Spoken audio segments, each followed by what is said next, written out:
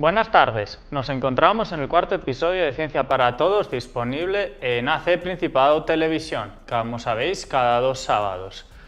En este programa, como sabéis, el objetivo era un poco entender cómo funciona ChatGPT, cuál es un uso bueno de la tecnología y hacia dónde va. Pero para ello habíamos empezado desde el principio, que era primero con los primeros cálculos que se utilizaban y se empezaron a automatizar con el ábaco. Luego ya se pasó de la evolución del ábaco, como habíamos explicado, a la calculadora mecánica y luego hubo un largo invierno de la tecnología, de ahí a que apareciese un poco con la cazadora porque hacía bastante frío, hasta llegar a 1900, donde llegó uno de los mayores científicos de toda la historia, Albert Einstein. Y bueno, entonces sí que es curioso porque con Albert Einstein, si os pregunto de qué lo conocéis, yo creo que casi todos me vais a decir lo mismo, y es la teoría de la relatividad. Sin embargo, yo creo que para los científicos en realidad es todo lo contrario, o sea, para los científicos Albert Einstein ha marcado un antes y un después debido al efecto fotoeléctrico. De hecho, curiosamente, a Albert Einstein le costó bastante trabajo conseguir el Nobel, y era porque era un científico teórico, que eso en aquella época no estaba totalmente aceptado. Para los premios Nobel se consideraba que tenías que ser experimental porque la ciencia se hacía en el laboratorio. Sin embargo, Albert Einstein había hecho una contribución muy importante que era entender el efecto fotoeléctrico. Pero Albert Einstein quería ganar el premio Nobel por la teoría de la relatividad. Y esa era una teoría que no estaba para nada aceptada por la comunidad científica porque no podías realizar experimentos que pudiesen probarla. Sin embargo, es la más famosa e incluso yo he estudiado en mi carrera universitaria la teoría de la relatividad, pese a que en esa época no había sido aceptada por la comunidad científica. Y entonces, claro, yo creo que la teoría de la relatividad de Albert Einstein fue un poco para, buscando, esto es mi opinión, sustituir a Newton. Era el físico referente de aquella época, si lo recordáis, por la metáfora de la manzana, donde descubrió la gravedad.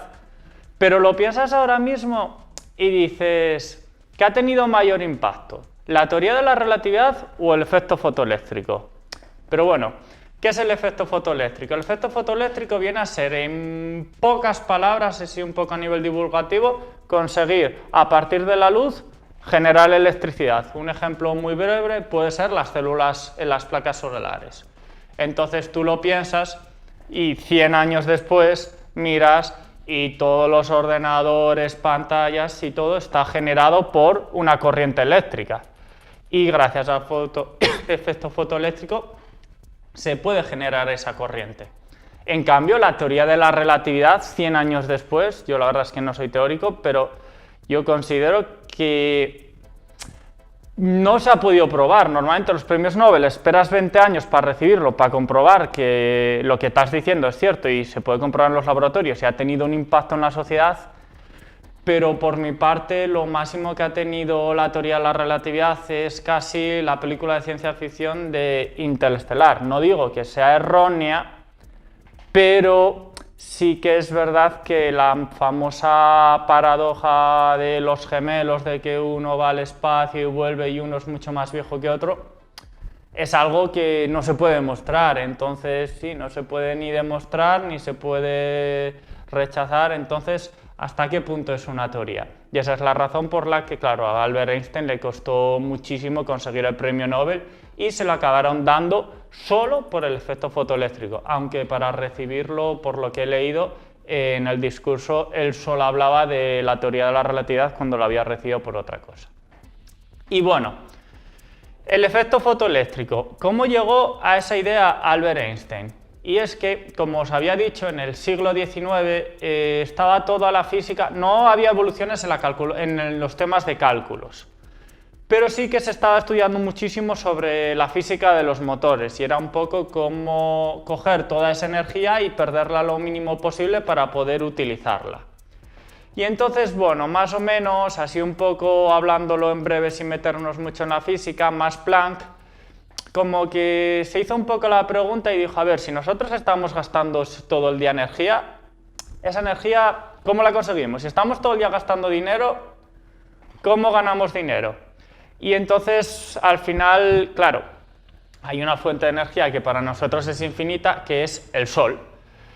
Y está llegando energía todo el día sin parar. Entonces Max Planck empezó a estudiar un poco esa fuente de energía y también un poco cómo va dependiendo en función del color, de la longitud de onda.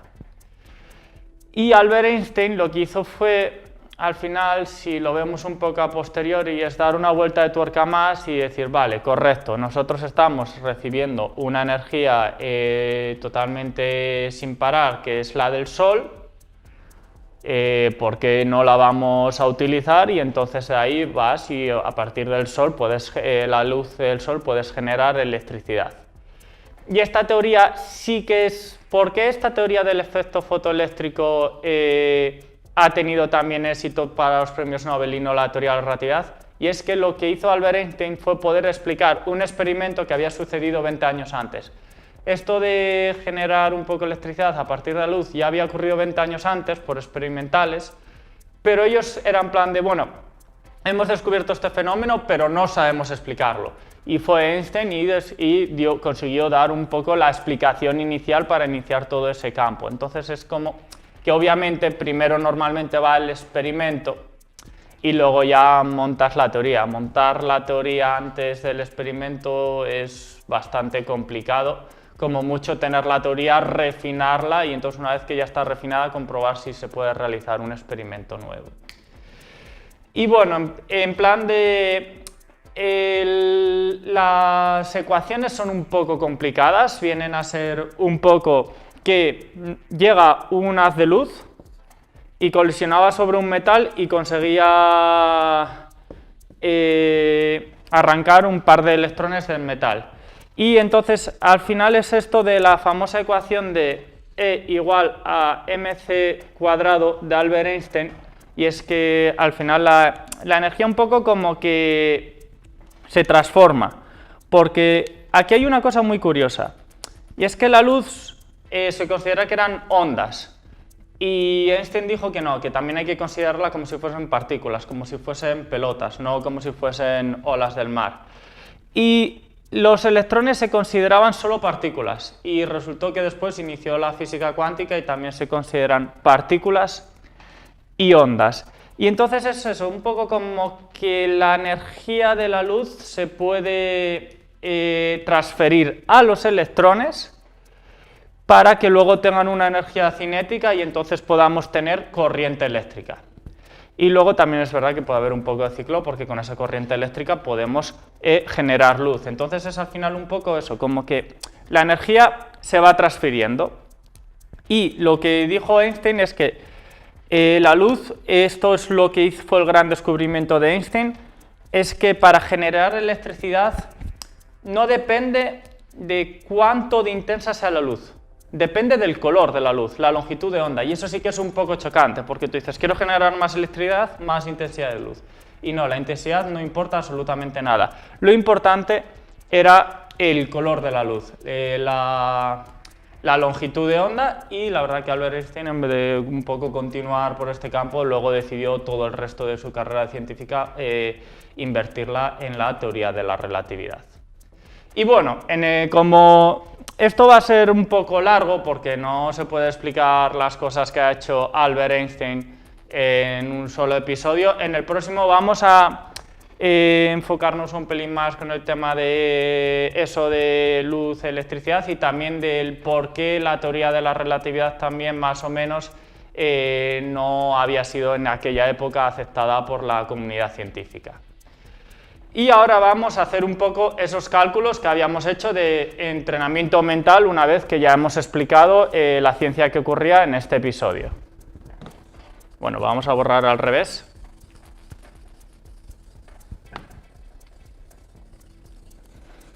Y es que teníamos una operación que os había puesto que era 1528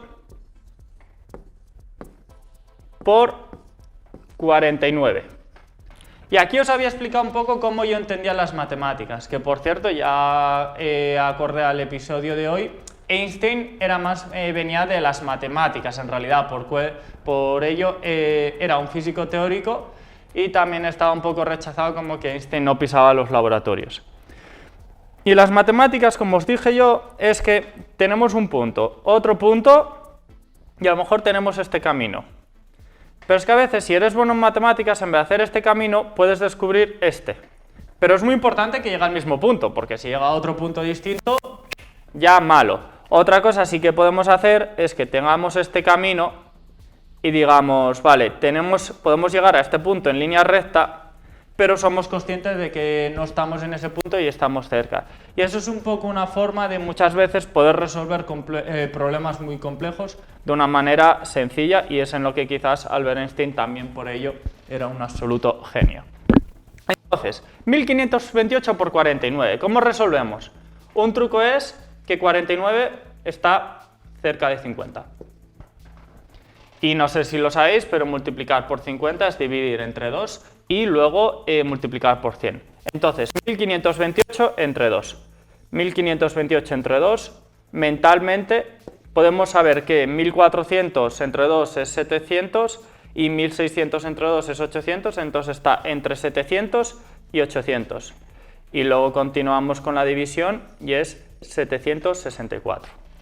Y añadimos los dos ceros y tenemos 76.400. Y entonces ya tendríamos un resultado aproximado a la operación. Hemos multiplicado por 50, no por 49.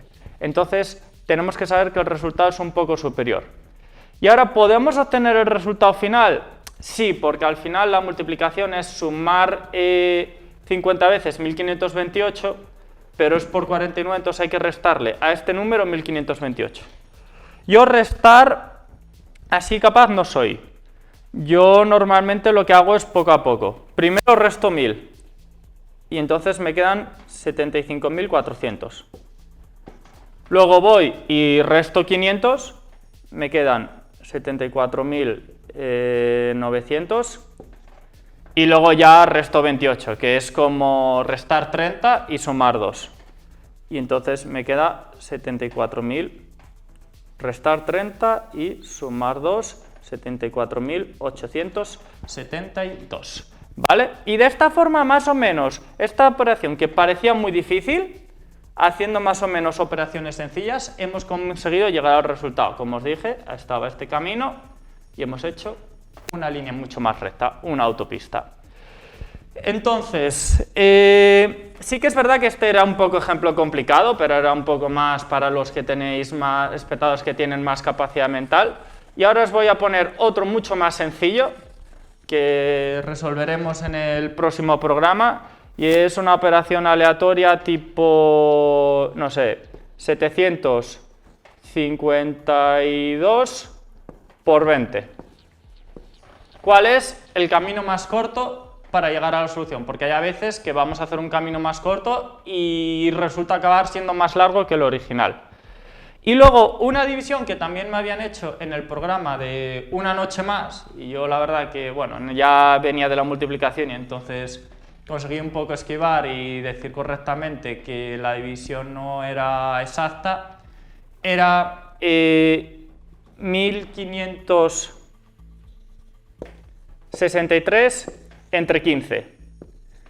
Y esto lo vamos a resolver en el próximo programa, cómo se puede hacer un poco mentalmente, que es lo que se está empezando un poco a hacer en las escuelas, sobre todo en primaria, y es entrenar técnicas de cálculo mental, habilidades más que mecanizar. Y bueno, también mencionar que en el programa anterior hubo una errata, que fue que hubo un momento en el que dije que las calculadoras empezaron a saber multiplicar a mediados del siglo XX y fue 19, pero bueno. Obviamente estar explicando sobre una cosa científica durante 10 minutos, alguna errata por el medio siempre va a caer. Entonces, esto es todo. Nos vemos de nuevo otra vez los sábados para ver un poco qué pasó ahí un poco con la teoría de la relatividad de Einstein, y espero que lo hayáis pasado muy bien. Saludos.